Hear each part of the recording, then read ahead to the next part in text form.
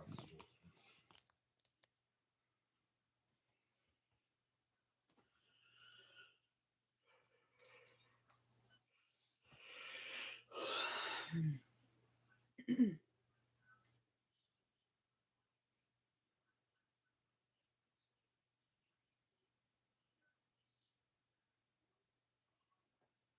until there's somebody on here. Yeah.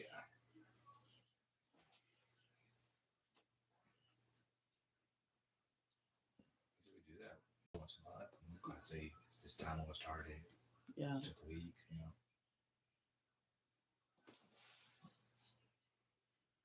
And it's got a website too if you guys need hints or whatever. I don't need hints. I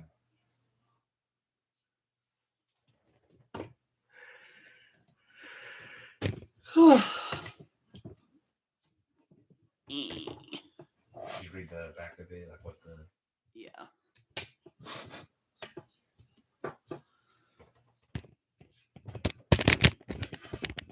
Oh, okay. Hi, man. Chaos. Of course, she's being cute.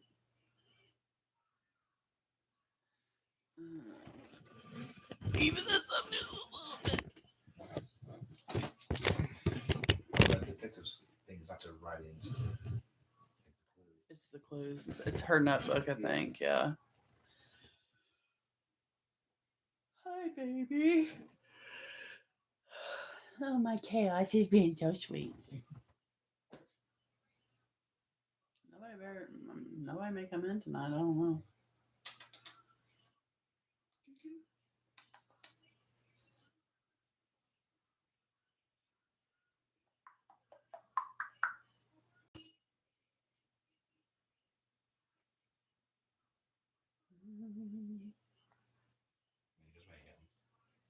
Hi, baby. Hello, welcome in. We are going to be doing a new game tonight. It is called Unsolved Case Files. Hi. Hello. Welcome. So this thing comes with an evidence bag. It's pretty cool. Tells you all about the case that we will be solving today. Hopefully we will get this thing solved. I feel like an expert in unsolved mysteries and murder stuff, so we're going to see how this goes. Hello, Maria. Welcome in. If you are new to my channel, this is kind of something different. We don't really do this all the time, but it's okay. We're going to try something different. All right, so this comes with, okay, bonus envelope 1. It says, do not open until after completing objective 1. So we can't use that. Bonus envelope B, do not open until after completing objective 2. We can't do that. Do not open until objective 3. We cannot do that. All right, so it comes with the detective notebook. These were all of the detective's notes that she wrote down before she disappeared on trying to solve this case.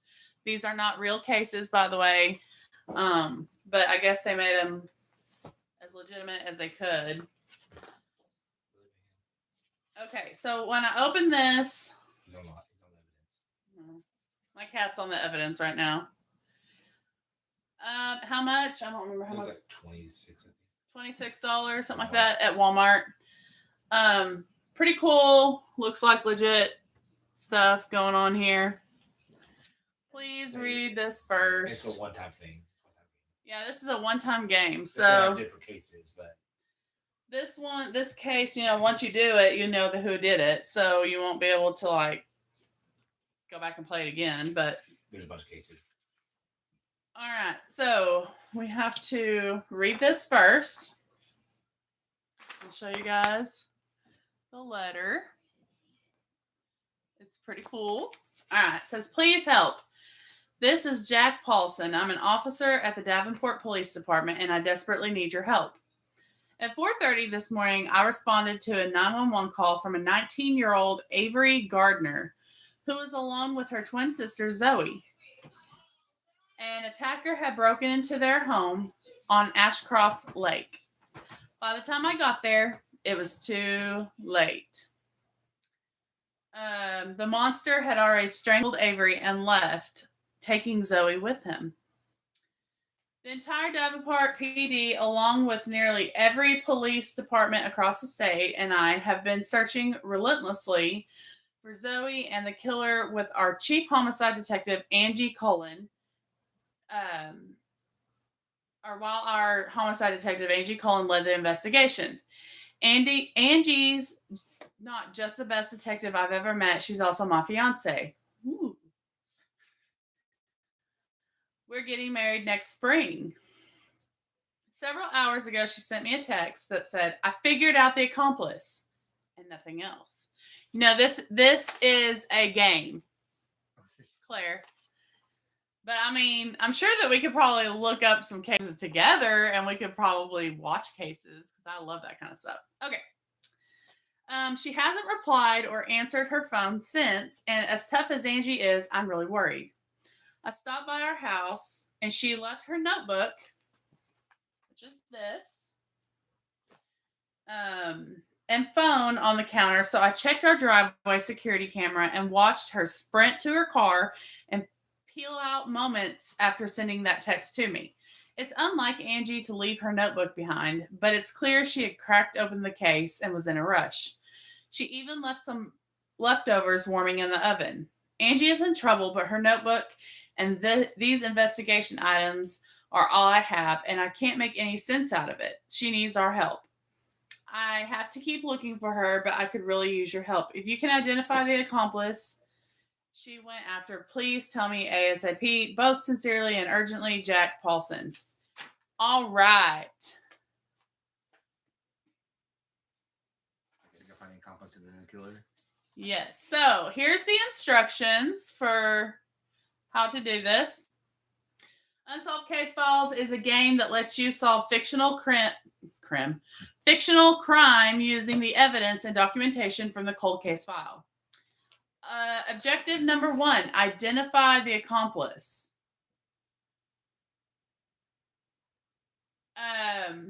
All right, so after identifying the accomplice, you'll receive additional information on your next objective. Okay. Okay, so that's when. Yes. Okay. So. You doing that? Yeah. Yes. So here is our picture of our people. Avery and Zoe. Again, these are fake cases, fake people. Because I don't want to hear it. Okay, well, go on there. Well, I can still hear you. Well, I'm sorry. All right. Let's see. It's a long. So we are looking at. All right. 506. I'm not sure, honestly. I'm not sure. That sounds pretty cool, though. 5:06 a.m. First notice. Call from Officer Paulson. New homicide case. Avery and Zoe Gardner, identical twins. One dead, one missing, not sure which is which. Both 19 years old. 5 Lakeshore Drive, not road. Hey. 5:09 a.m. Call to Sergeant Anders. Requested the following: roadblocks, 5-mile radius in every direction. Activate all Davenport PD officers and personnel. Send APB to all state, county, and municipal departments with description of missing woman. Helicopter in the air if available. Contact parents or the homeowner. Confirm CSI team on the way to the scene. Have Chief Valentine from the Washington State Police call me ASAP. Heading to the scene. 5:28. Arrive at 5 Lakeshore Drive. 2-story log cabin. Entrances in the front and rear. No visible signs of forced entry or exit. No. That was my daughter and my husband talking in the background. I apologize. Mom. Dispatched at 4:25 a.m. arrived at 4:44 p.m. or 4:44 a.m. Delayed due to getting wrong street address. Doors were locked. No signs of forced entry. Entered residence at 4:49 after seeing signs of a struggle through the window. Found one twin dead in the upstairs bedroom. Is it Avery or Zoe? We don't know yet. No sign of the other twin. Officers cleared the rest of the house and called for backup. Called me right after.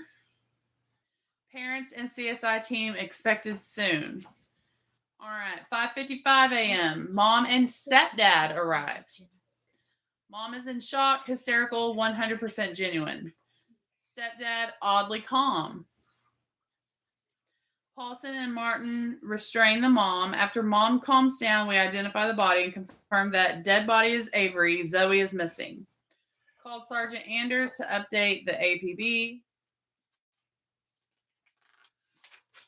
This is really cool because it looks like a whole bunch of actual like writing, and it's not. It's all typed up, but it's really cool. Also, it's cool that someone actually made this. Preliminary findings. No forced entry. Intruder had a key and the security password. So we know. So we know that they had a way to get in. They already knew a way to get in. So it was probably somebody close. They knew about that key. Yeah. On the back of this, of the picture of them, it says key under front doormat. So there's us a clue too. I'm going to be making sure that y'all aren't commenting. I'm just not seeing them. Okay. Avery was killed while fighting intruders upstairs, and Zoe was tied up and dragged out the front door. Key evidence found. Photo of twins with names, address, and security code written on the back. Killer left this behind. Killer needed an accomplice who knew the twins and the passcode. At least 2 people were involved, and this was planned. Let's see. Number 2, photo of unidentified woman with devil's horns drawn on her head found near Avery's body. CSI team letting me take custody of both photos during the investigation. What we need to find out. All right, here's what we need to find out. Why were they alone at the house? Who knew that they were there? Who has a key and a security code? And who is the girl with the red devil horns? Huh? You got a picture of that? No, not yet. It's just a detective about that. Let's see. 6:24 a.m. interview with Dr. Maureen Hamilton. And this is the mother of the twins. She's 54 years old. Her phone number is 503-555-6891. 42 Cow Hill Lane, Woodbury, Oregon. She is a pediatrician and she is married to a Mr. Stephen Welch. All right. What was the name? What was the address name? 42 Cow Hill Lane. So where do they live at? That said that's not the road. Oh, okay. Sorry. All right, number 2, or not number 2, but just the next one here. Why were the twins alone at the lake house? All right, so they came home to Woodbury House unexpectedly from college last night. Both are freshmen at Seattle College. Announced plans to drop out, move back home, and focus on environmental causes. Stephen, the stepdad, was furious. Argument ensued. The twins left around 7:30 p.m. to the lake house. No more contact until police was called around 5 a.m. All right. Who else knew that the twins were there? Stephen and the mom. So the stepdad and the mom. The twins left abruptly. It wasn't planned. They specifically asked Mom not to tell anyone where they were. They wanted to be alone. All right. Who has a key? Only she and Stephen carried keys, so only the mom and the stepdad. They kept an extra under the doormat. Confirmed the extra key is now missing. So, the extra key is now missing. All right. Who knows the security code? Passcode just changed a month ago. Only 4 people besides the twins knew the security passcode. Mom knew the passcode. Stepdad knew the passcode. A cousin named Courtney Gardner. And the father, Frank Gardner. So one of them, Maureen, Stephen, Courtney, and Frank, have to be the accomplice.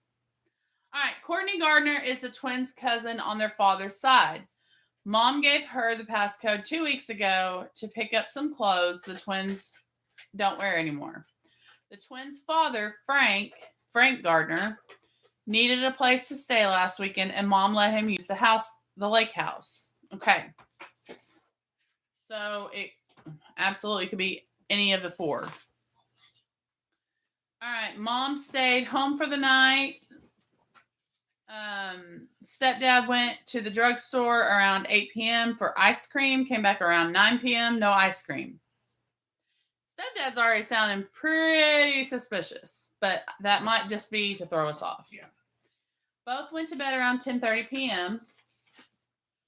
All right, who is the girl with the red horns? Courtney Gardner, the twins' cousin. Not aware of any issues with either twin, and Courtney is always kind of difficult. So they asked the mom to call the cousin and father and tell them to get down here ASAP. 6:33, discussion with the CSI team, presumed course of events. The assailant enters the front door and then types in the security alarm code. They tie up Zoe downstairs. They go upstairs and strangles Avery. They drag Zoe out the front door and they take Zoe to another location. Ask the CSI team to expand their search into the yard further away from the house. 6:46, Washington State Police received call from Chief Valentine's secretary. Says they're on high alert but haven't set up roadblocks on all the bridges into Washington yet. Chef Valentine is not available now. Wants me to call him back at 7 at this number. All right. 6:53 a.m. Interview with Stephen Welch. Now, this is the stepdad. Stephen Welch is 62. He lives on 42 Cow Hill Lane, Woodbury, Oregon. He's an accountant. He's married to Maureen. He is the stepfather of the twins. What happened last night? Twins came home unannounced around 7 p.m. and shared plans to quit school. Doesn't think 19-year-olds should live at home. There was a big argument. Twins left to go to the lake house. Woke up to police call at 5 a.m. this morning. That's what Stephen is saying that happened. He woke up to a police call at 5 a.m. this morning. Where did he go? Where did the stepdad go last night? Went to the drugstore around 8 p.m. to grab his prescriptions. 30 milligrams of Celexa, which is an antidepressant. And then Zyflemin, as needed, sleep apnea. Now, what they said earlier was that he went to the drugstore to pick up some ice cream and then didn't come home with ice cream. This, he is saying that he went to the drugstore to pick up his prescriptions. Came home and went to bed around 10. Maureen stayed home all night. Okay. The next question to Mr. Stephen, the stepdad. Did you tell anyone where the twins were? Saw Courtney Gardner, the cousin, at the drugstore and mentioned it. Courtney was acting a bit unusual, was tightly clutching a brown paper bag. Where's Courtney right now? On her way. She should be here in about an hour. All right. The twins' father, they're asking where the twins' father is. Not answering his phone. He's an alcoholic and a big loser. His address is 87 Edmonds Road, apartment number 2 in Dirkland. Told him have Maureen keep trying to reach him. So they're having the mom continue to try to reach the bio dad. Who else knew that they were there? Weird neighbor lives about 2 yards northeast of the lake house in an old shack. Can't recall his name. He's always peering at them with binoculars. He's really about 6'4", maybe 250. He's crazy, but not sure of a diagnosis. He just walked over here 15 minutes ago, but Steven sent him back to his house. He has lived here for years, but says he was born in a mental institution. And stepdad thinks that he should be interrogated. All right. 7:34. Mom, what?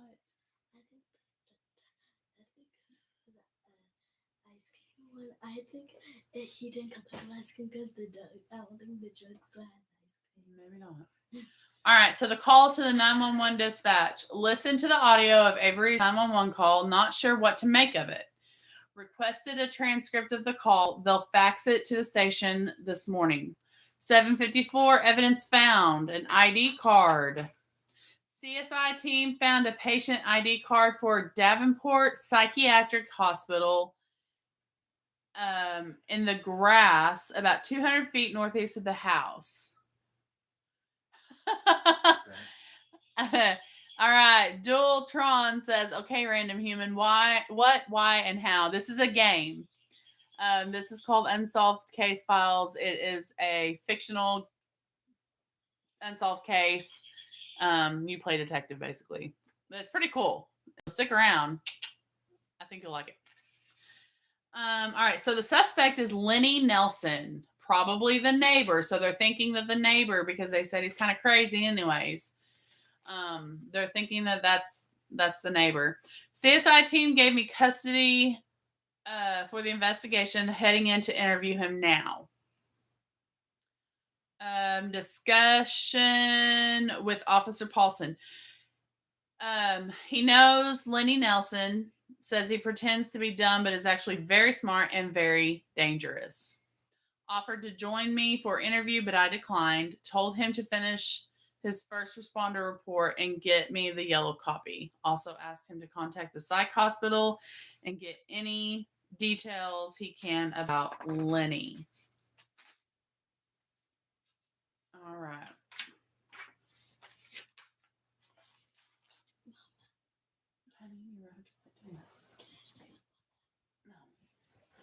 All right. 8:15 a.m. they had an interview with the neighbor, Lenny Nelson. Lenny Nelson is 34 years old, 7 Lakeshore Drive, Davenport. No phone, no wife, no job. Lives about 200 yards northeast of the twins' house. It's a rundown, busted windows, peeling paint, looks uninhabited. The question to him was, do you live in this house? And he said, yes, for the past 10 years. What were you doing last night? Stayed home. Skinned a couple of chipmunks on the front porch. Okay, so they have that written on there.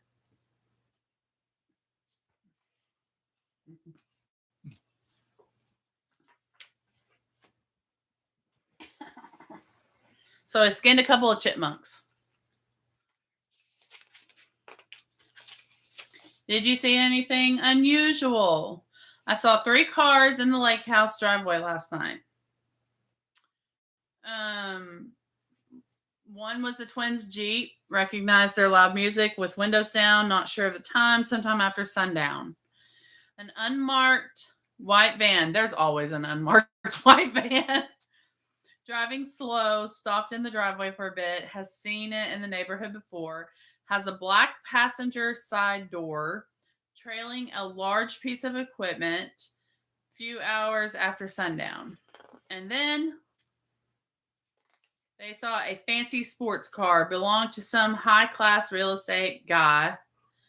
The same guy visited him last week about buying land.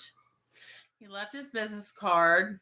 His name is Davis Bateman, and they have that circled and saying that he's a suspect now, too. And then, are you a patient at Davenport Psychiatric Hospital? He said that he was just released from a stay there. He had a problem with some hikers, and a social worker said he had to go there. Insists that he did not escape. Says he's only diagnosed as bipolar and thinks the ID fell out of his pocket while he was checking the animal traps. All right, so far we still have a lot of suspects and we still have a lot of unknowns.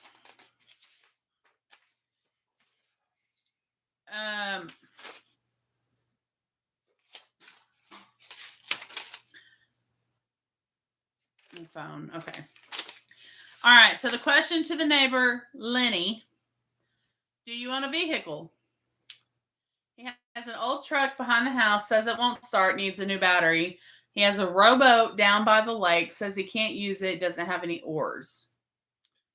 So at 8:36, they made a call to Davis Bateman, who is the high class real estate person. They left a message to call back ASAP. At 8:54, they had a discussion with Officer Paulson. Psych hospital said Lenny Nelson was released against medical advice. So he didn't escape, but he was released against medical advice. No more details without a subpoena. Officer Paulson to find the twins' dad, Frank Gardner, and bring him to the station. At 8:59, they had made a call to the station. No promising leads yet from APB. Asked around about the white van with the black passenger door. Requested a background check on Lenny Nelson. I think is a grand idea. Yeah. All right. Finally, at 9:30, they had an interview with Courtney, which was the cousin. Courtney Gardner is 20 years old. Lives at 541 Thompson Avenue, apartment 417, Dirkland, Oregon. She is single and she works at Tattoos by Veronica. She is a twins cousin. Her dad and their dad are brothers. All right, so I asked, where were you last night? Left work early, feeling sick. Went to the drugstore for Pepto and saw Stephen Welch, which is the twins' stepdad, around 8:15. He told her that the twins quit school, got in a fight with their mom, and then left to go to the lake house. Where did you go after the drugstore? Called Avery around 8:30 to see if she could join them, but they wanted to be alone. Asked her not to tell anybody they were there. Spent the night at Talia Carter's apartment, who is a coworker at the tattoo parlor. And then they got Talia's phone number also. Oh, happy birthday, Nora. Glad to see you on here, sister. All right. Did you tell anyone where they were? The cousin said they got a call around 9 p.m. from her Uncle Frank, which is the twins' dad, looking for the twins. Said he was trying to reach them, but they were blowing him off too. So she told him that they were at the lake house. All right. Do you know the security passcode? She thinks so, unless they changed it. Was up here a few weeks ago to pick up some clothes, sheets, towels, and stuff. Uses the key under the front mat and hasn't told anyone else. So they asked her, why did we find a picture with devil's horns drawn on your head? So she doesn't know. Twins must have been mad at her for something. And seems like she's hiding something. So now they're thinking that the cousin is also sus. 9:44, they call Talia Carter, which was the cousin's coworker that she stayed with. Left a message to call me back ASAP. Need to confirm Courtney's alibi. Heading to the station for the news conference at 11 o'clock.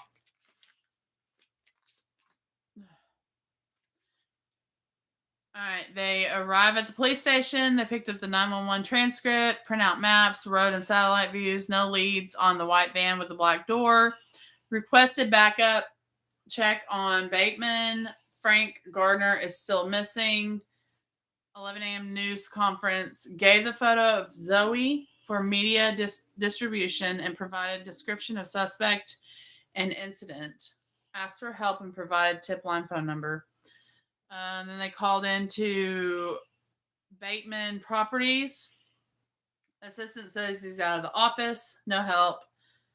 Then they called the coroner's office. There's no new or helpful information. Signed and picked up the autopsy report. All right.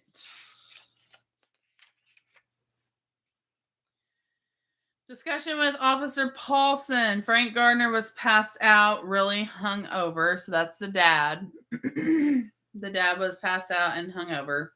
Absolutely lost it when they broke the news to him. Gave me his first responder report, which was the yellow copy. Asked him to go find Davis Bateman.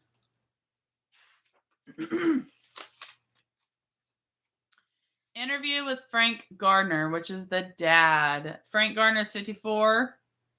He owns a demolition company. He's the father of the twins, ex-husband of Maureen Hamilton. Has a fresh cut on his forehead, sloppy appearance, smells like booze, completely distraught, seems 100% genuine. When did you last talk to the twins? Called Avery and Zoe several times last night between 7 and 9. No answer. Trying to let them in on a hot deal he'd been working. What kind of a deal was that? Flipping a house. Needed Avery or Zoe to co-sign the loan. Says it was an easy $50K.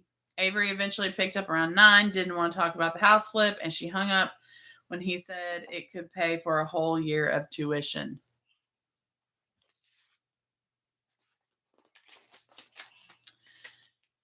All right. Is there anybody still on here? Are you still with me?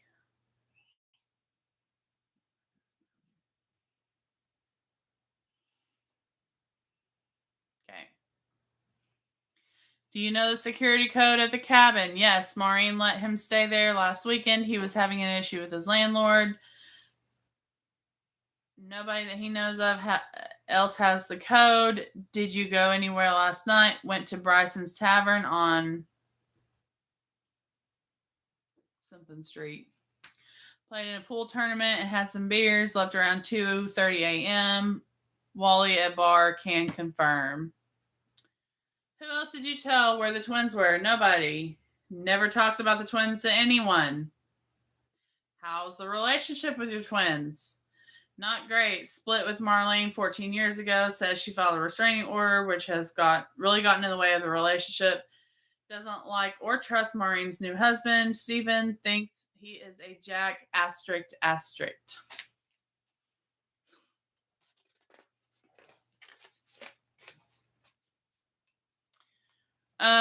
Call to Bryson's Tavern. Wally will be there until 3 a.m. to confirm his alibi.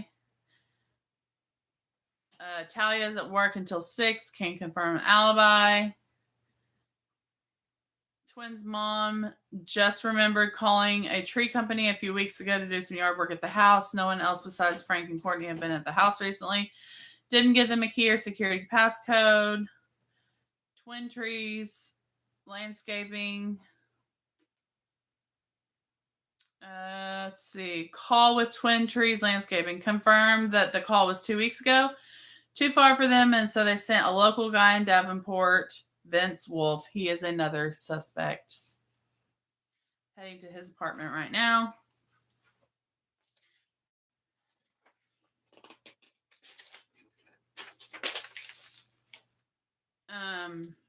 So then they had an interview with Vince Wolf, who is the tree guy. Vince Wolf is 42. He's a tree cutter and ex-con, divorced, white van with a black door. Trailing a wood chipper parked outside. Lives in a rundown apartment complex. Has several weird tattoos. Wolves eating meat. Bloody body parts, etc. Probably be good friends with the brother, with the neighbor. Probably. Did you do any recent work at 5 Lakeshore Drive? Remembers the job 2 weeks ago. Routine tree trimming around the house. He didn't enter the house. Asked if if the place got robbed. Says it'd be easy since any idiot could have found that hidden key under the doormat. Okay.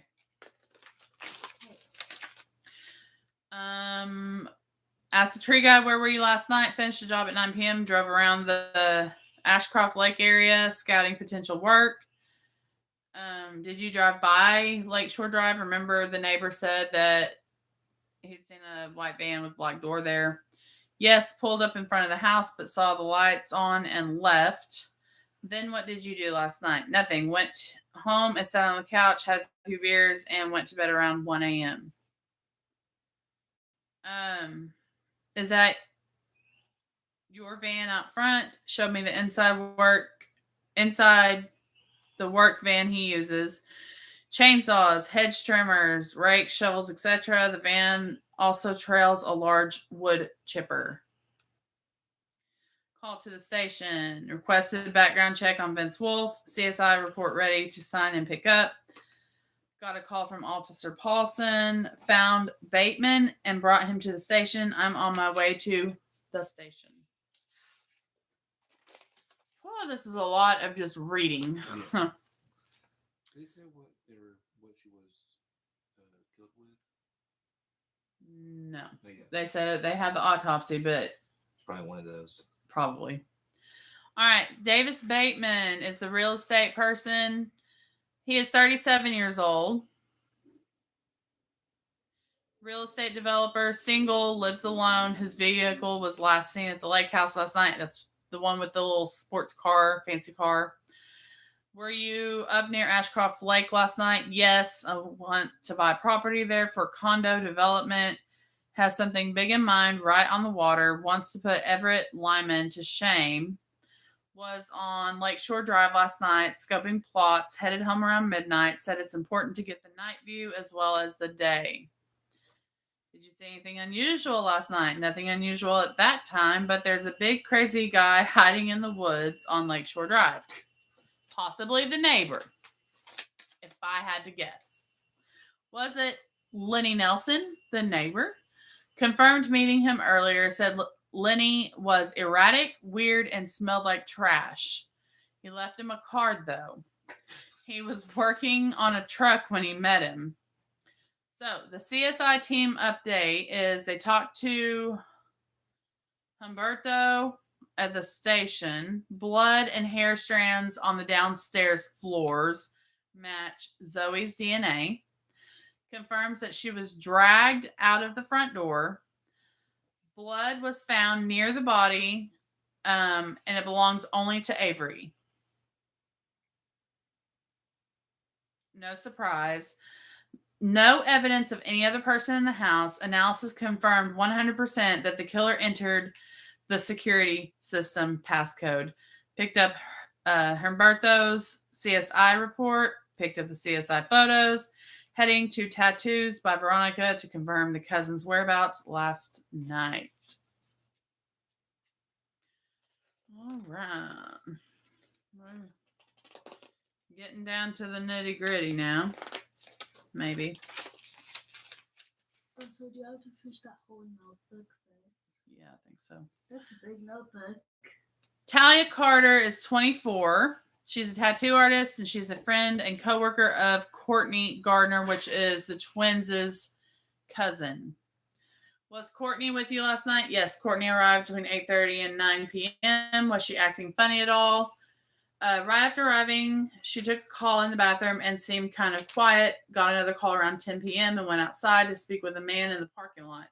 Couldn't see the vehicle he was in, was looking from the balcony, and there's a tree in the way. Courtney said it was a food delivery driver who got her order wrong, so she canceled it.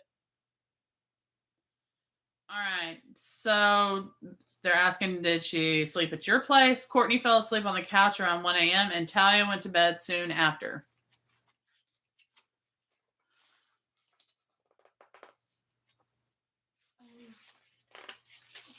Oh, you don't probably put a bookmark in there.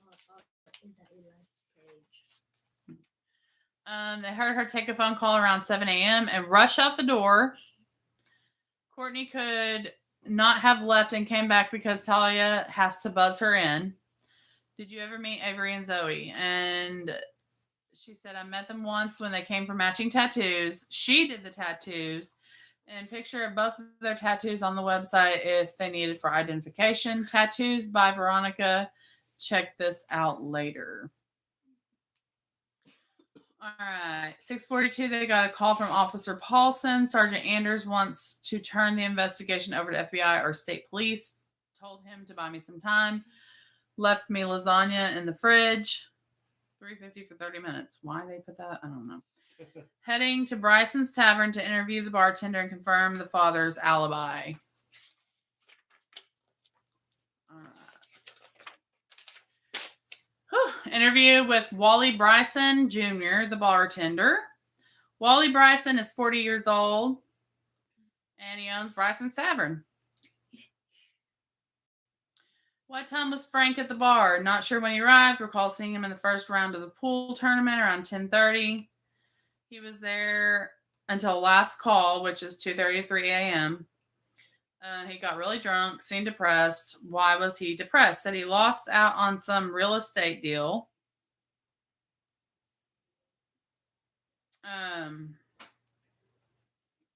Acting normal until his business partner came by to give him the bad news, and then he seemed really down and started doing shots.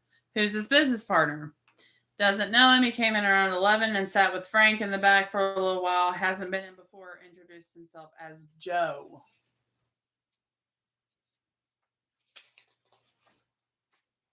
All right. Last page of the notebook.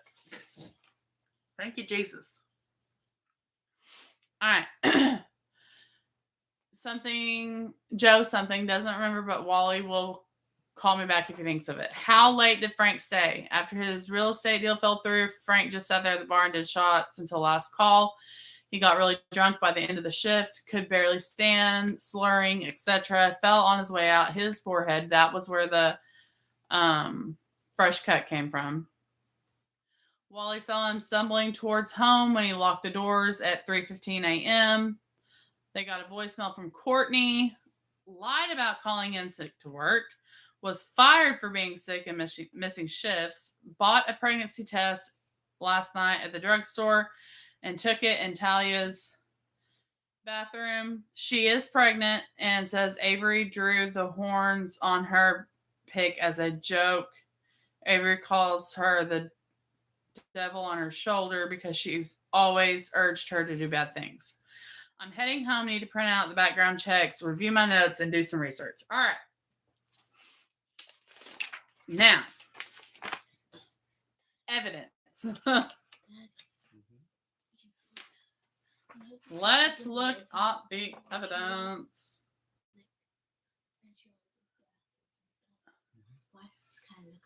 Okay. Let's do this thing. This is really cool because this actually looks like a newspaper clipping. Like,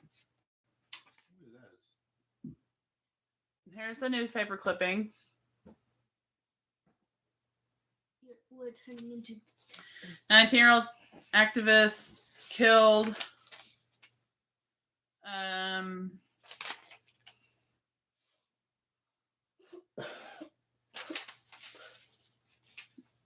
Well, twin sister abducted from the Davenport Lake House, if you want to look at that.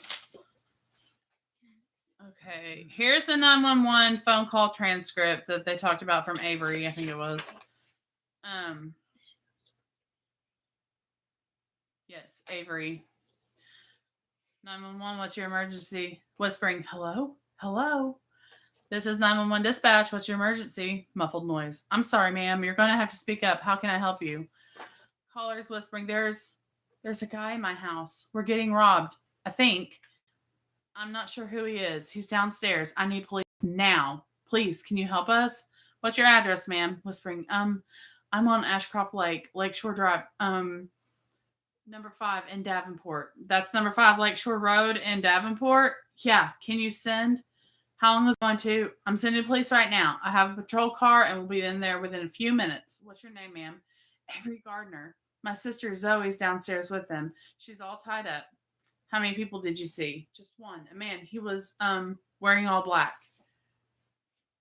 Did you see a gun? Any weapons? No, I don't think so. I heard something and looked downstairs and saw him and Zoe in the living room. He was tying her up and he had like tape over her mouth. He was in all black with a hood and gloves. That's all I know. I think he saw me. Are you hiding, Avery? Can you get under the bed or in a closet? Or I'm in the closet. I have help coming now, Avery. What else did you see? Muffled noise. Did you see anything else, Avery? Whispering. I can hear him. He's coming up the stairs. Help is on the way, Avery. There's a shh. 9 seconds of silence, followed by the sound of a door opening, a woman's scream, and some muffled noises. Operator says, my God, Avery, are you okay? Avery, are you there? Phone disconnects at 4:25 a.m. All right, so here we have the first responders report. Sorry, guys. Oh, first responders report. I thought something was wrong because dispatch tells there may be a woman in a closet on the second floor. Ooh. Road is a single floor home. I radio dispatch. Okay, so they got the address wrong the first time because they said 5 Lakeshore Road is a single floor home and she was down upstairs, so they got that wrong. Radio dispatch, after waiting full 4 or 5 minutes to confirm the break-in, was actually underway at 5 Lakeshore Drive, at least 10 minutes from where we were. Make sure you guys know your actual address. Make sure you know if it's road, drive, street, whatever. For real, like that can really save your life. I was looking at that. I didn't read it all, but It's the same area. oh, the same area. All I know is a street. We live on Star Street. A year ago. Okay. Finally arrived to the scene at 5 Lakeshore Drive at 4:44 a.m. It was a 1-lane gravel road with a single street light. Neither of us really recall any other vehicles. Saw nothing unusual on the property. No signs of forced entry into the home. Officer Martin stayed out front while I looped the home and checked the back door. Nothing unusual in the periphery or the rear of the house. I give a hard knock on the front door, announced ourselves. No one answered. Blah, blah, blah. In the master bedroom upstairs, we found a female lying face up on the floor. Officer Martin checked vitals, confirmed the victim was deceased. Her neck was scratched, red, and looked to have been strangled by extreme force. A shattered cell phone was next to her left hand. After clearance of the second floor, we requested backup medical and CSI team. I phoned homicide Detective Angie Cullen directly to notify the owner of the house, and the mother of the twins, Marlene Hamilton, arrived at 5:55 in a black 4-door SUV with her husband's stepfather. Her husband, the 2 of us were needed to restrain her from going inside the house. She settled down after 7 or 8 minutes. Okay, so there's that. This is the investigation report. It's a homicide and a kidnapping. All out.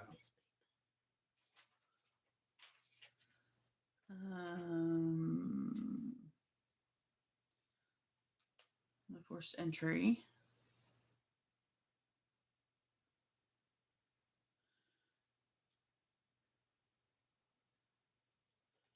Let's see.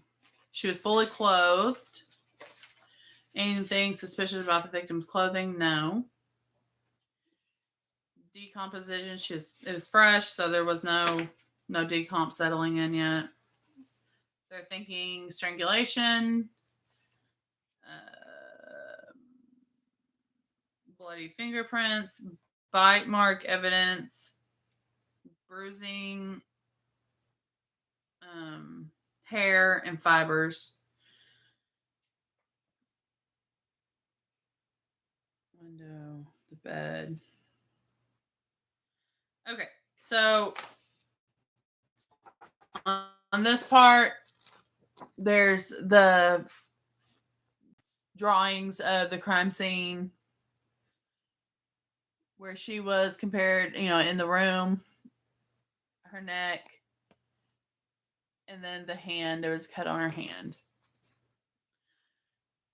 No non-family prints found on the body, doorknob, stairs, railing, security keypad, anywhere else. The weather was overcast, 62.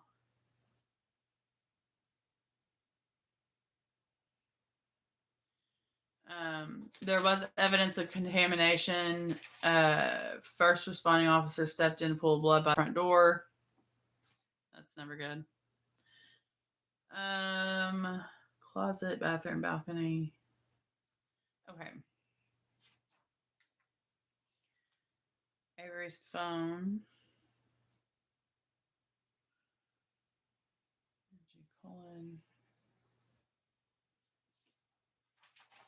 Okay, there's some of that.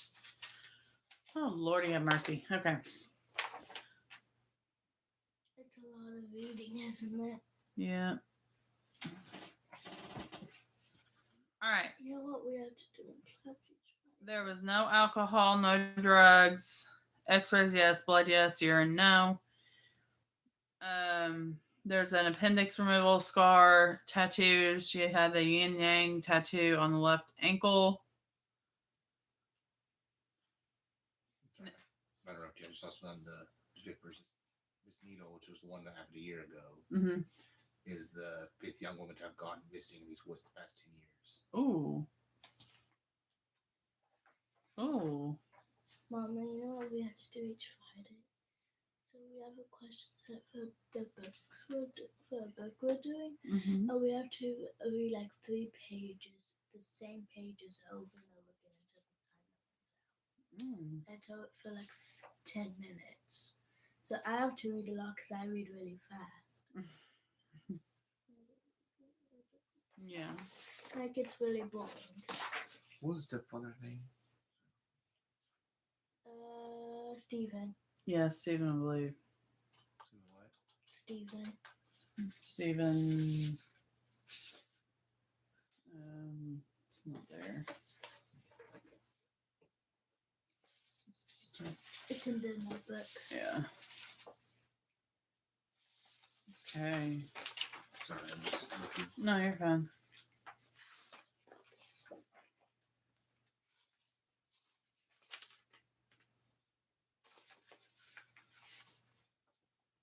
Welch. Okay. So now we have. Okay. There's that. ID card found. The lake house. The direct line of sight from Lenny's house.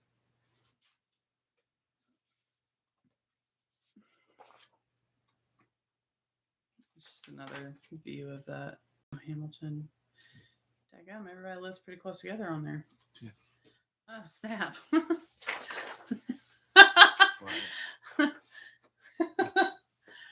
I would love to know who that is. I'm sure it's AI, but it's great. All right. So Lenny, this is the dude that he's bipolar. And he was in a psychiatric hospital and left against medical advice. And he's also the neighbor to the twins.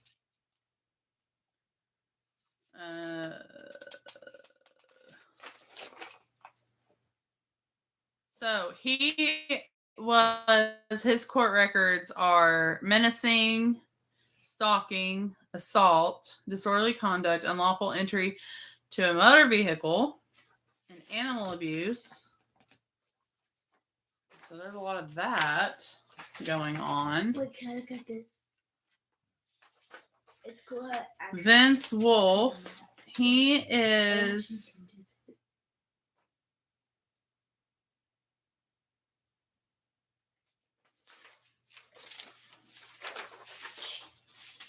Okay. He's the tree guy. Unlawful transport of coniferous trees, robbery, assaulting a public safety officer, strangulation. Ooh, strangulation. Unlawful use of a weapon and manslaughter. Bro has committed some, okay? And he's quite scary looking too.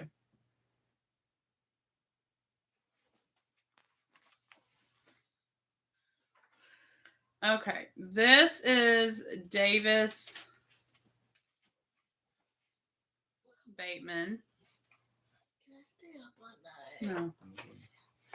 Invasion of personal privacy, restraining order, assault first degree, private indecency. Okay. Restraining order, luring a minor. Bro's kind of creepy. Bro is kind of creepy. Hello, Stacey. Okay. Oh, this is pretty cool. All right. So this is the cousin that Courtney that had the devil horns drawn on her.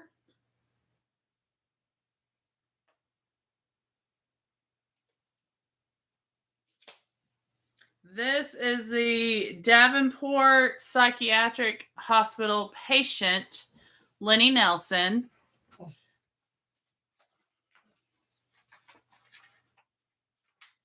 Stacey, this is a game, and this is a fake case. This is like a card. Pretty cool. Ooh, crime scene photographs. My favorite part. Okay.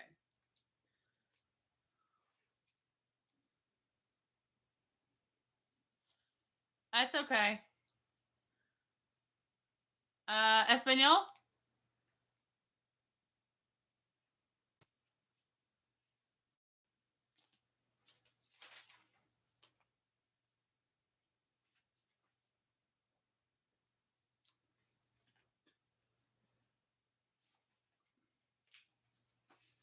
All right, so here is the lake house.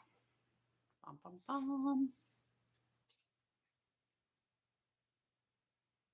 Oh gosh, I don't know if I can show this on YouTube, can I? I don't know if it's obviously fake. I mean, It's not obvious on here. Oh, maybe not. Yeah, maybe not. Okay, so there is crime scene photos that I'm not going to show on here only because I don't want to get in trouble. These are obviously fake, but they did good work. They did great work. So yes, I read all the charges. Oh. There's the ankle tattoo. There's the chef. Have the aliases. I know. The logo. Alarm active. Okay. Hair strands. The photograph of that. What is this? Can I look at it? The picture? Oh, it's a magnifying glass. Oh, that's cool. Ooh, guys. Can I see what you've done? Yeah. And then put it back in here whenever you're done. Okay. Okay. And then this sometime soon. Oh, there's the mom. Okay. I've got business cards for all of these people. And they look legit, honestly. They look legit, but they're not real. So Stephen Welch, there's a stepdad.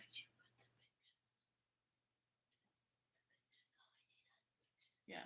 What about this? That's crime scene photos. So that's the house. Let's see. So do you keep it in here or do you want to? Yeah, for right now. So the cat's still Davis Bateman. Nice looking man. Nice looking man. Why does it look like a tiny kid? Like the face looks like a tiny kid. I don't know. Look how close the apartment is to the lake house. You see what that Virginia Wolf's apartment? Yeah. Wally, he's the okay. Tattoos by Veronica. Talia. Talia looks kind of, I don't know. And then there's the, okay. Now, I'm going to put all these in here. Oh, that one looks bad. Look at this. All right. So, objective 1.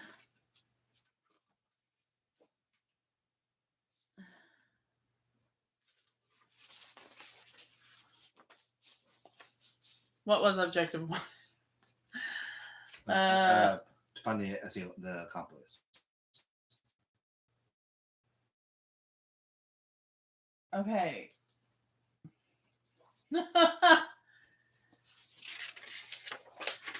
Okay. Paulson. The accomplice.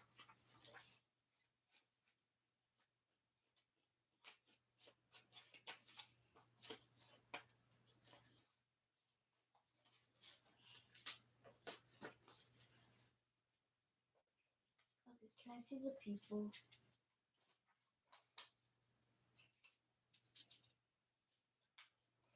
Okay, so this is pretty cool. I'm going to show you guys kind of what we're dealing with right now. It's literally like an actual case. Can I see the people? I'm going to finish.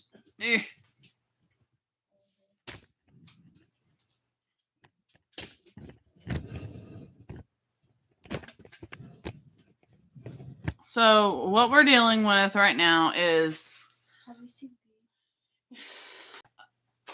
Wait, where's the people? Baby, what are you talking about? The people. Not these, but like the stuff like this. That is them. That's the homicide detective, and the rest of them is all the people. They're business cards. All right, so right now we've got all this stuff laid out.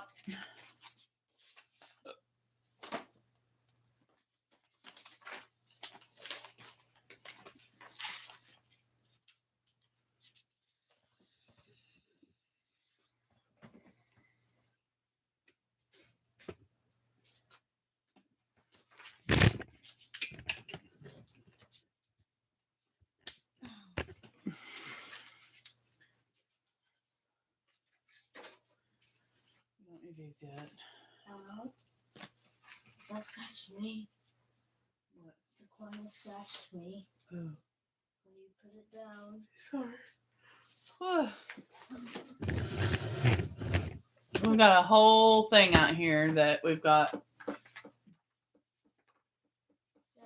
I won't edit it out because I probably will forget it by the time I start doing this. And I don't need your help anyways.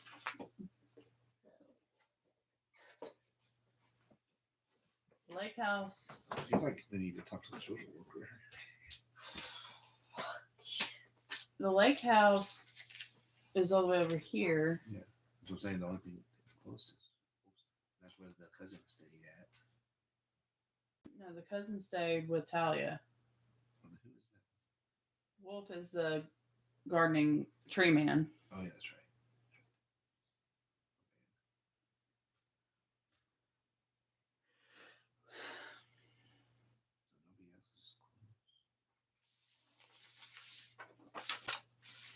Okay, so there's. Here's that one.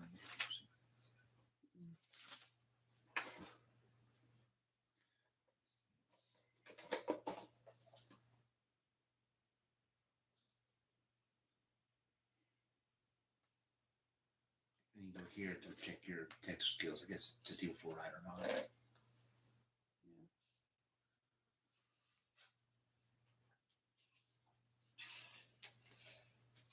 Remember, you have your Sunny D in the fridge too. Oh yeah, but Mama, What?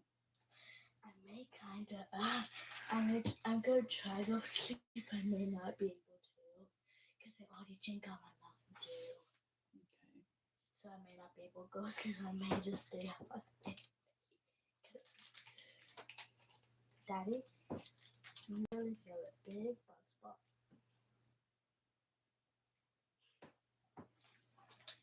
What's the crime scene? What do you mean? Pictures? Crime scene notes. They should be in there somewhere. Oh, here it is.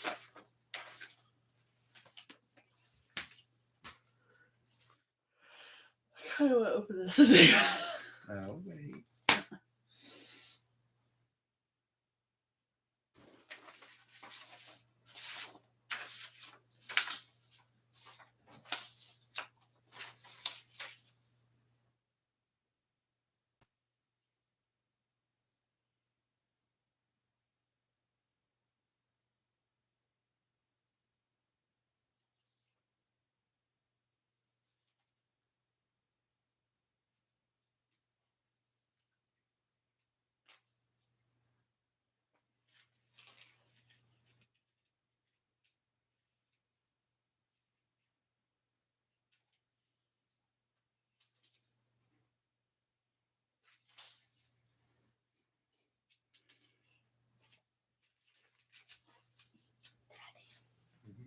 That's good.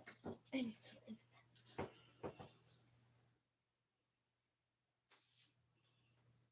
Direct line of sight. Lenny's house. They're about 35 miles west.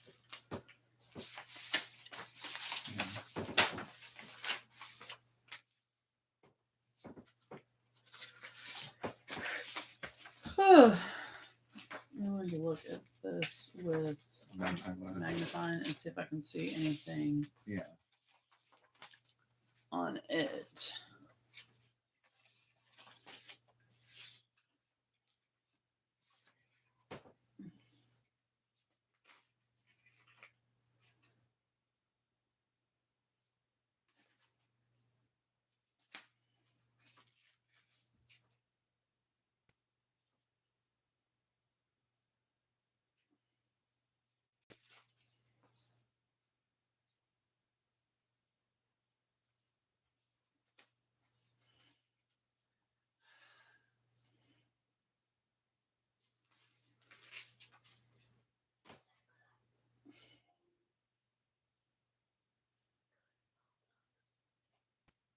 Sorry, something went wrong. Why is it so loud?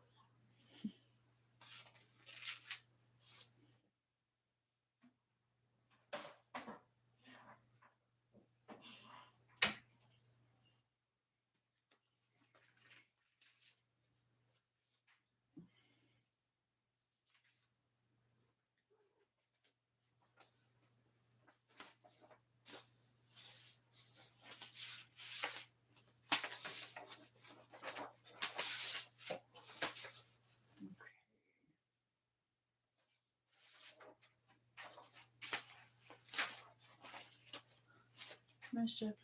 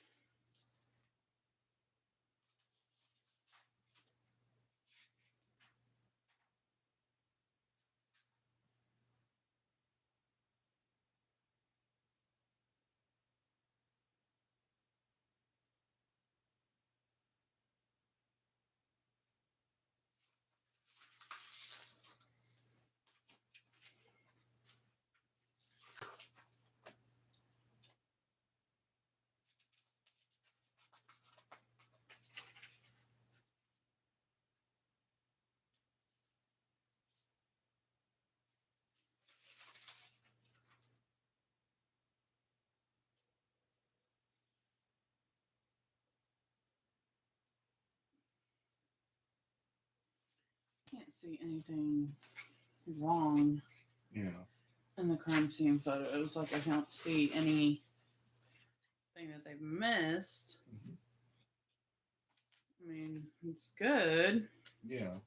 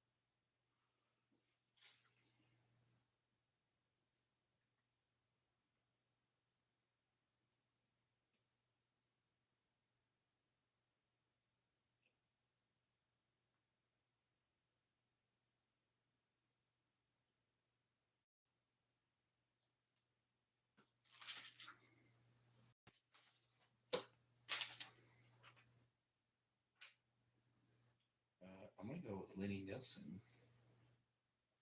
Well, his charges and everything. But also, how long do you live in this house in for the past 10 years? And this dude's like flipping. Is Mosquito was the fifth woman that gone missing in the woods in the past 10 years. Every 2 years, he's. Well, when he moved in was 10 years ago. Yeah. It started 10 years ago.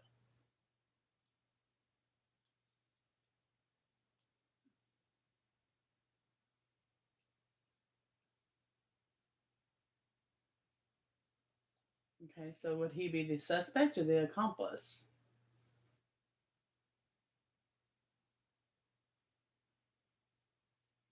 I think he's a suspect. I think he's the suspect. I do too. Yeah, so the accomplice. Oh, sorry. Water.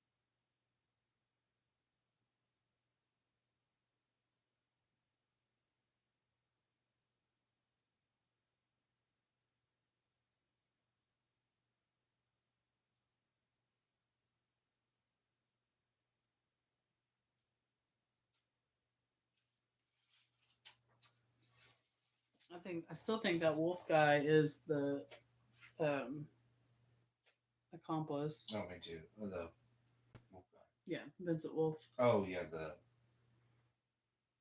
he wouldn't know the code. They said they never gave him the code. So it's got to be either a family member or. Yeah, those four. Unless,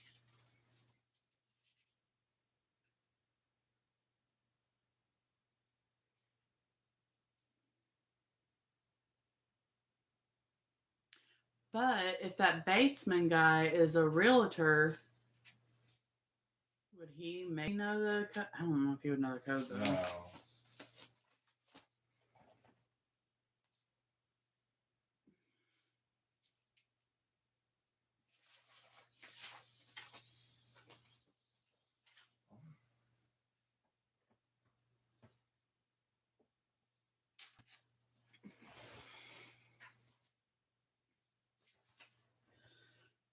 Okay, now here's this. Which is interviewing Courtney. Cousin. Uh-huh. It says she left work early because she was feeling sick. But she lied about that. At the end, she called in. She said lie about calling in to sick. Mm-hmm. This one she says she left her work early. Oh. So. And was fired for being sick and missing shifts.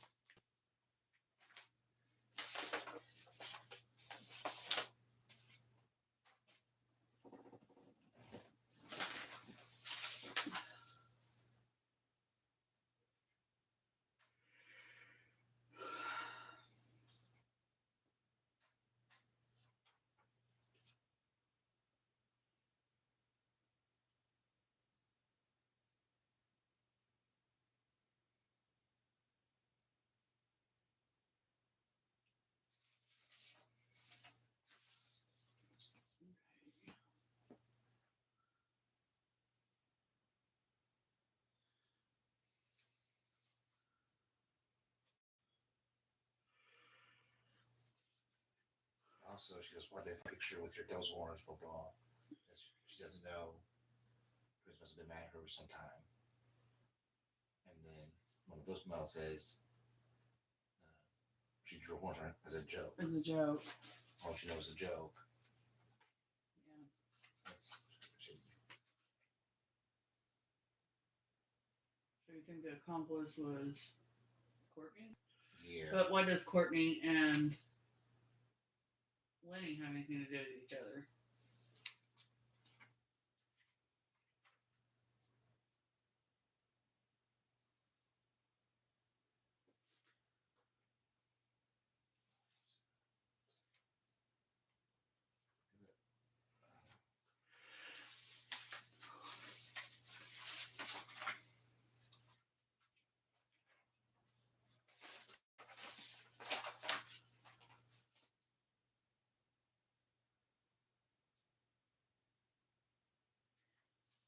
Okay, this Lenny has very thick forearms. Is a distinctive feature. Mhm.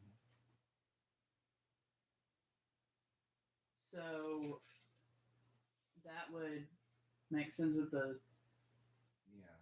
squeezing from the front.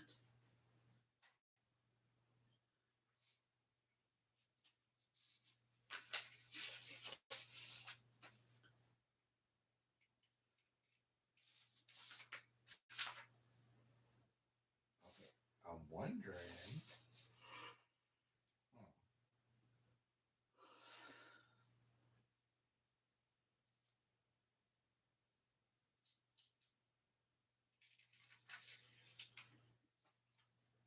And Lenny's thing is stalking, assault, disorderly conduct, unlawful entry into a motor vehicle. What was Vince?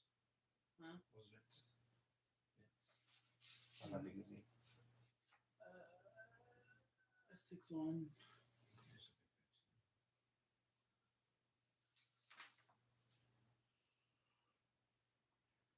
I'm wondering. Okay, so here's what am I thinking? Okay. Courtney and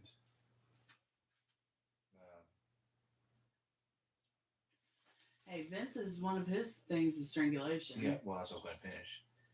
Courtney and her co-worker work at a tattoo shop, right? Yep. Vince tattoos. Yep. Courtney's also pregnant. Okay. So Courtney is mad at them, wants to get rid of one of them, and she's pregnant with Vincent.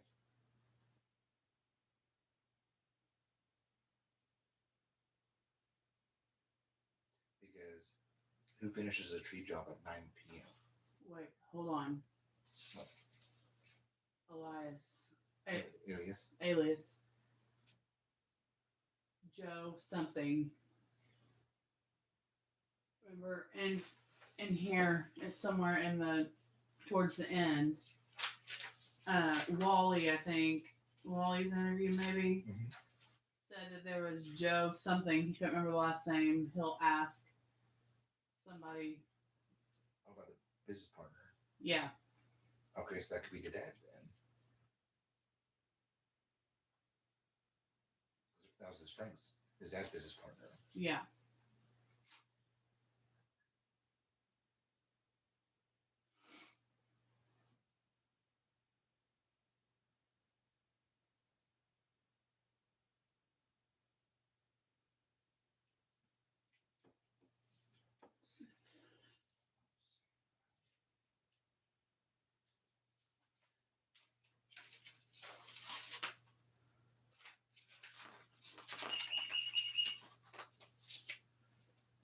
His dad's.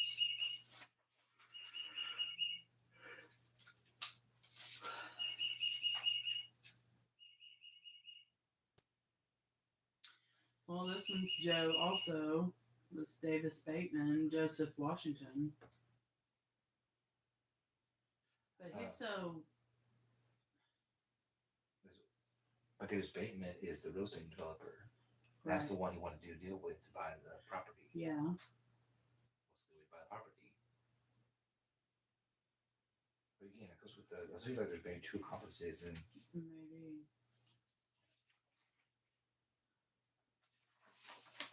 So, but his court record is invasion of personal privacy.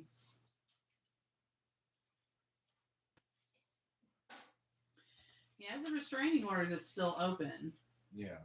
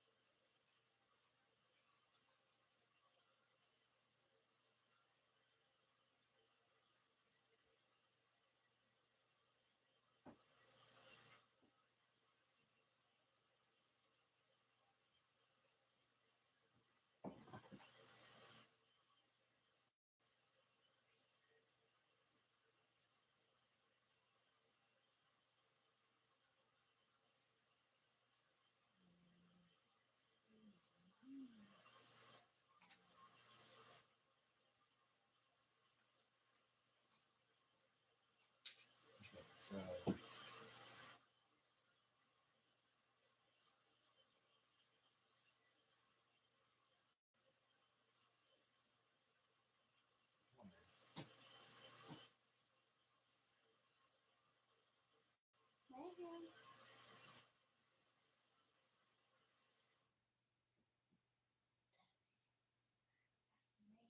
That's what he did.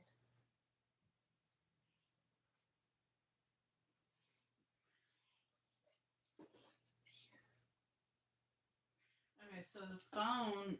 Okay, the photo of the twins that was in the crime scene photos.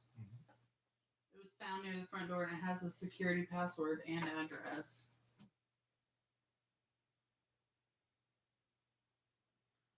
Oh, that's cool.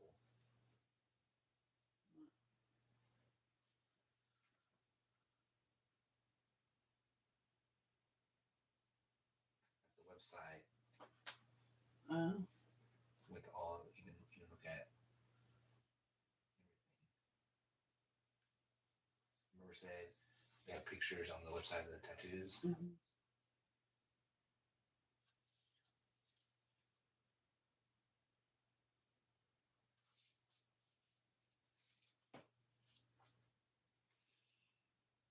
kind of creepy looking. I know. Well, so is Veronica. That's Stacy. There's Courtney. Wait, there's a whole website for it? There's a website for this thing? Well, just you find it. They really planned a whole thing for Mhm. this. Oh, booking appointment. Do you guys realize you're still alive? Mhm.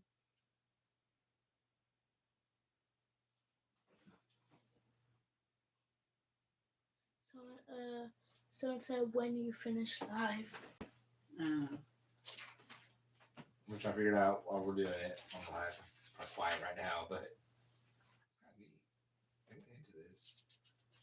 It also says about them on here on the box too. It says Davenport oil at 423.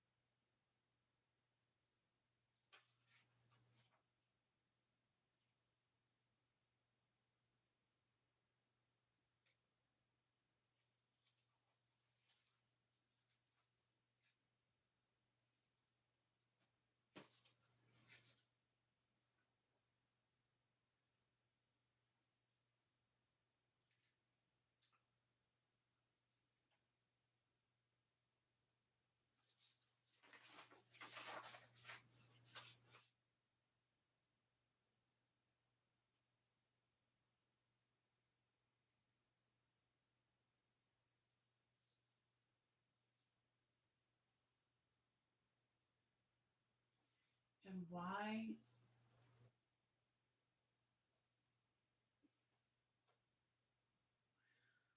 was only one of them killed?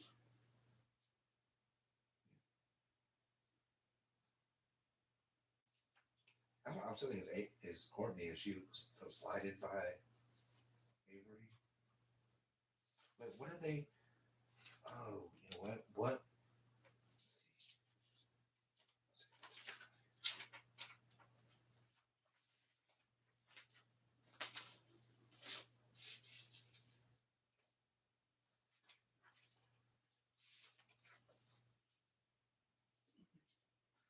Yes, because they want to move back home, focus on environmental causes. Mm-hmm. So you just told me the answer now. So. Oh, you're just saying what's in there, so you're not for sure. So again, if she's pregnant with the guy cutting trees down, Mm-hmm.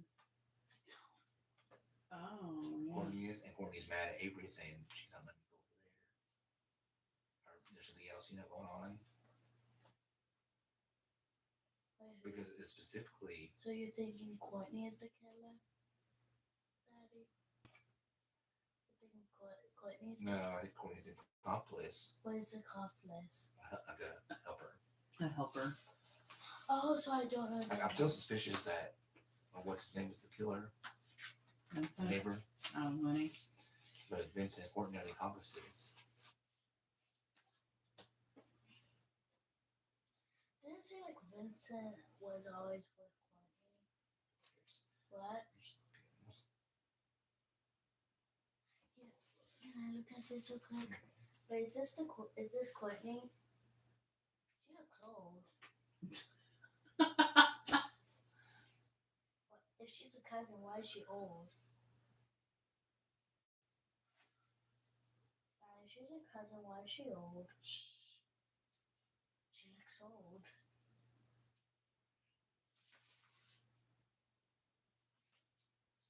I'm right, ain't I? This drawing is hard to.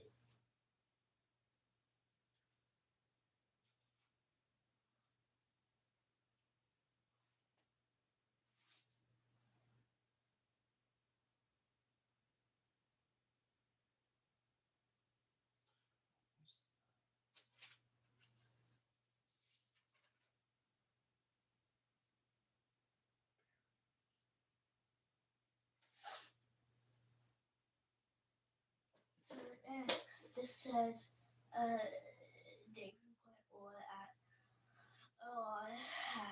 4:23 a.m. this morning, a man broke into the remote lake house where 19-year-old twins Avery and Zoe Gardner were asleep. Yeah, we know it was a man that broke in. Yeah. The unidentified man murdered Avery and abducted Zoe before first responders could arrive. Police departments across 2 states are currently hunting for Avery's killer and her twin sister, Because see the pictures. but neither has been found.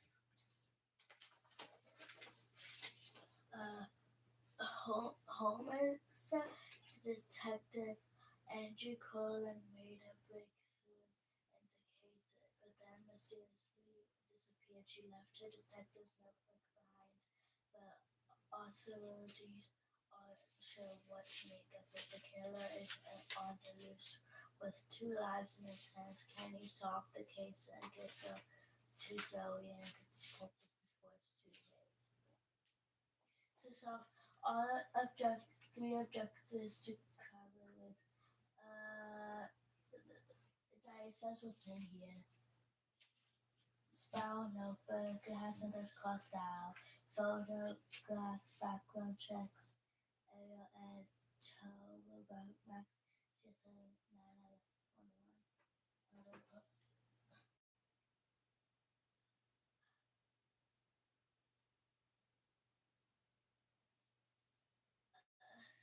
Especially, were you looking at this to find out there's a? Were you looking at this to find out there's a website? Because there's a website. Okay, so it's just one. It was just a man. Yeah.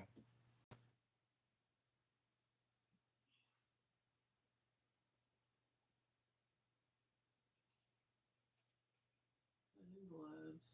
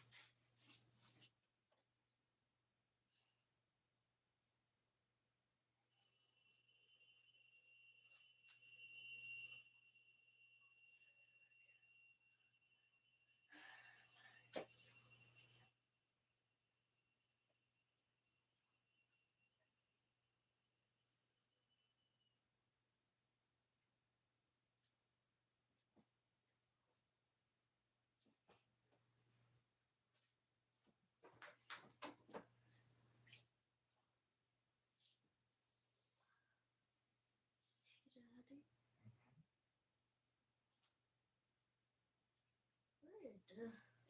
What are you just looking at?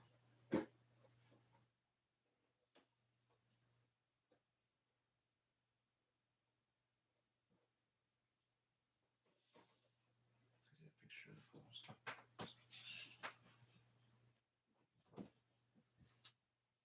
And can you guys have that as it was before for me after she's done? Daddy? Okay, thank you. Also, Mama, you'll have to help me with it when I do it.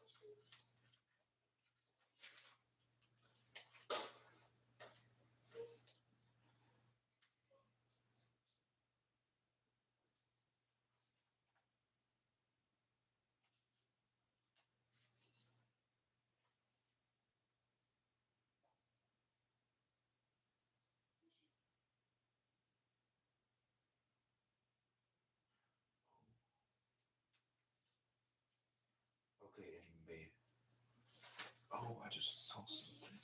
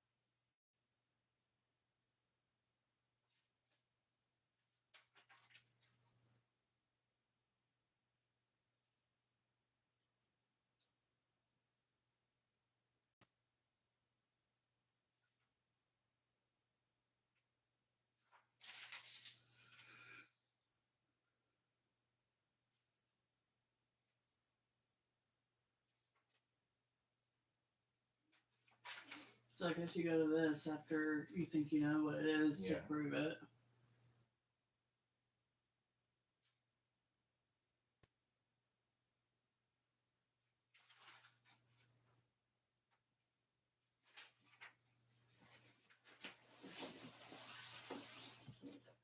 Okay, so I just thought of something. Hmm. It may be the stepdad, this accomplice, because it says. Remember, they said it knew the code because it was active. Mm-hmm. At first,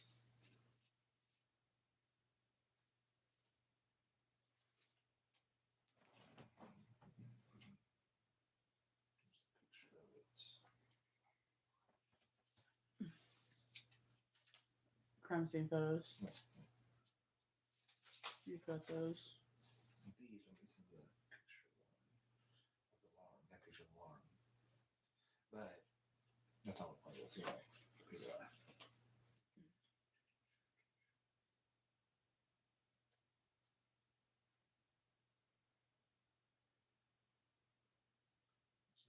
So this picture was taken at 7:22 a.m.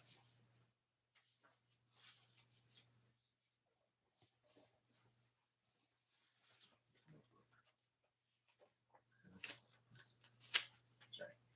Go back to you.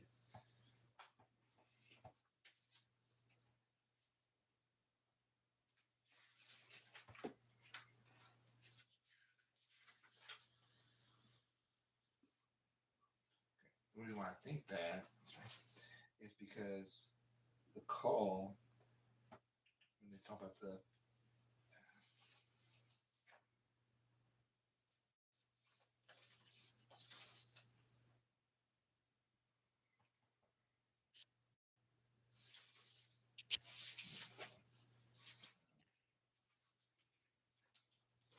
where's that? When the police officers came, they said, "Oh yeah, it was active. Mm-hmm. The thing was active." He says when the police officers broke in, because they kicked the door open, there was no noise. Mm-hmm. Image was deactivated. Mm-hmm. It's someone had to activate it after they left.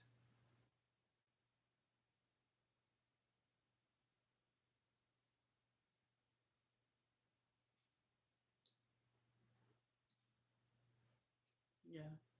Because usually if there's an alarm set, there's noise with it. Mm-hmm. And it says, I asked my attendant to kick the door, open the door, and then proceed to do so. We did carefully with our guns and flashlights drawn. We did not hear any noise or movement. Never said the alarm would go off. So that leaves the two people, which is the stepdad and the mom, that were there at the house when they took the picture at 7:22 a.m. Mm-hmm. There's only two other people there. That was the dad, the stepdad, and the mom.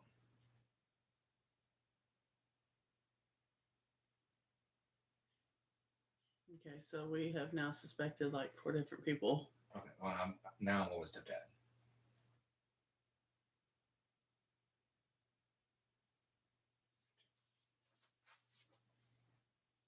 Now you have to go to that website and prove that it's. Yeah, that's what I'm looking. I'm on it now.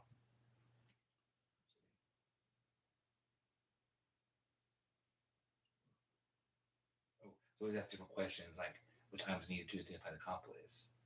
Mm-hmm. So I put CSI photo of the security pad. Check answer.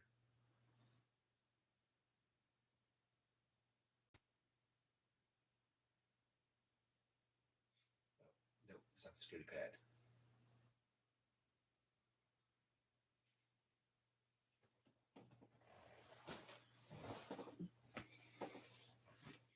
Oh, mayhem.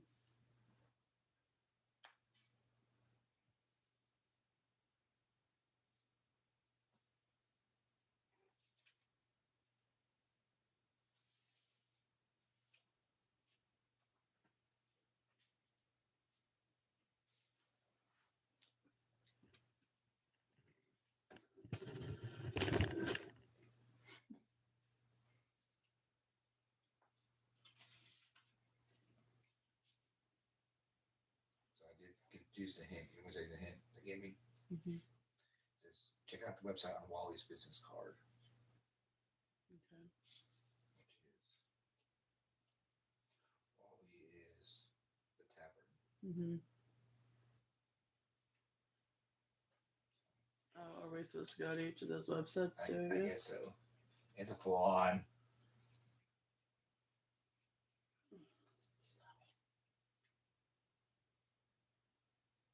Hold off till tomorrow. Probably. Let's see what this is.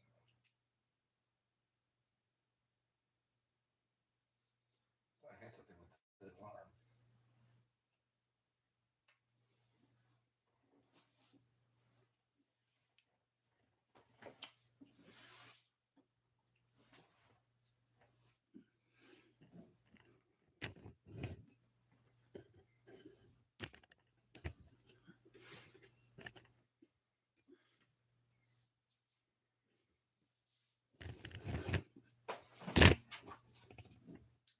You did me too.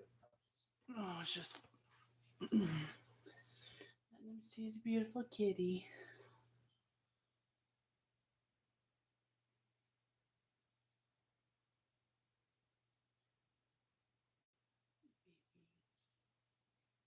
Oh, so pretty. So, oh, so pretty.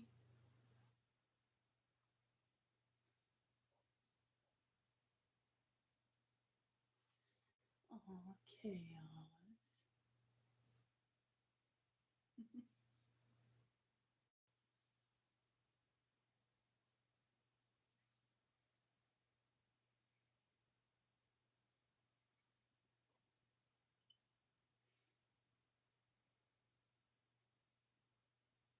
Mm-hmm.